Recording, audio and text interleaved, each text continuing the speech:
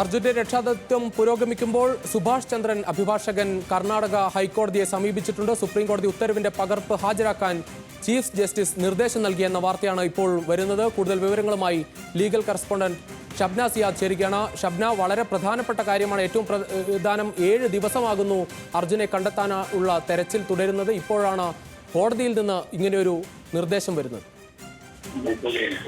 തീർച്ചയായും ഈ അങ്കോലയിലെ മണ്ണിടിച്ചിൽ കാണാതായ അർജുന്റെ രക്ഷാദൗത്യത്തിൽ കോടതി ഇടപെടൽ ആവശ്യപ്പെട്ട് സുപ്രീം കോടതിയിൽ ഈ അഭിഭാഷകൻ സുഭാഷ് ചന്ദ്രൻ ഹർജി നൽകിയിരുന്നു. ഇന്ന് രാവിലെ സുപ്രീം കോടതി ഈ ഹർജി പരിഗണിച്ച് ഈ പൊതുതാൽപര്യ ഹർജിയാണ് നൽകിയത്. ഇതിൽ ഇടപെടാൻ സാധിക്കില്ല, എന്നാൽ കർണാടക ഹൈക്കോടതി ഈ വിഷയത്തിൽ ഇടപെടണം എന്നാവശ്യപ്പെട്ടിരുന്നു. അടിയന്തരമായി ഈ വിഷയത്തിൽ ഇടപെടാൻ കർണാടക ഹൈക്കോടതിക്ക് സുപ്രീം കോടതി നിർദ്ദേശം നൽകുകയും ചെയ്തു. തുടർന്നാണ് ഇപ്പോൾ സുപ്രീം കോടതിയെ സമീപിച്ചിട്ടുള്ളത്. കഴിഞ്ഞ 5 ദിവസം നടത്തിയ തെരച്ചിലിലും ഫലമില്ലെന്നും തെരച്ചിൽ ഊർജിതമല്ലെന്നും ചൂണ്ടിക്കാട്ടിയിട്ടാണ് സുഭാഷ് ചന്ദ്രൻ ഹർജി സമർപ്പിച്ചിട്ടുള്ളത്. അതുപോലെ അർജുൻ മണ്ണിനടിയിൽപ്പെട്ട ദിവസം മുതലുള്ള തീയതികളടക്കം ഈ ഹർജിയിൽ വിശദമായി പരാമർശിച്ചിട്ടുണ്ട്.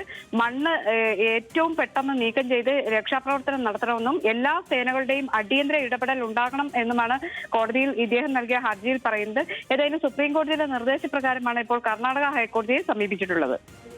ശരി ഷബ്ന, എന്തായാലും അർജുന്റെ രക്ഷാദൗത്യം കർണാടക ഹൈക്കോടതിയിലേക്ക് കൂടി നീളുകയാണ്. നേരത്തെ സുപ്രീം കോടതിയെ സമീപിച്ചിരുന്നെങ്കിൽ കൂടി അത് കർണാടക ഹൈക്കോടതിയിലേക്ക് നൽകണമെന്ന് ഹർജി നൽകണമെന്ന് സുപ്രീം കോടതി ആവശ്യപ്പെട്ടിരുന്നു. അതനുസരിച്ചാണ് സുഭാഷ് ചന്ദ്രൻ അഭിഭാഷകനായ സുഭാഷ് ചന്ദ്രൻ ഇപ്പോൾ കർണാടക ഹൈക്കോടതിയെ സമീപിച്ചത്. വിവരങ്ങൾ നൽകുകയായിരുന്നു ഷബ്ന സിയാദ്.